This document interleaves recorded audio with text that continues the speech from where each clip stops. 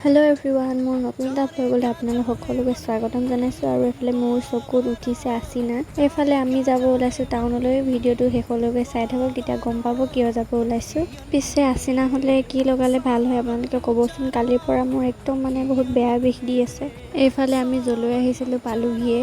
এইবাৰ আমাৰ একদম মেডিকেল অহা পালেই পৰিছে।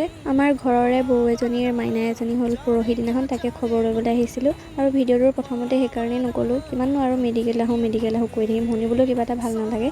আৰু গৈ পাই মই অকণমানিজনীক ল'লোঁ আৰু বেছি টাইম নকৰি আমিও আহিলোঁ। আৰু কিবা এটা খাই লওঁ বুলি ভাবিলেও বতৰো যিহেতু বহুত ঠাণ্ডা, বৰষুণ দি আছে, তাকে গৰম গৰম কিবা কিবি এইখিনিমান খালোঁ।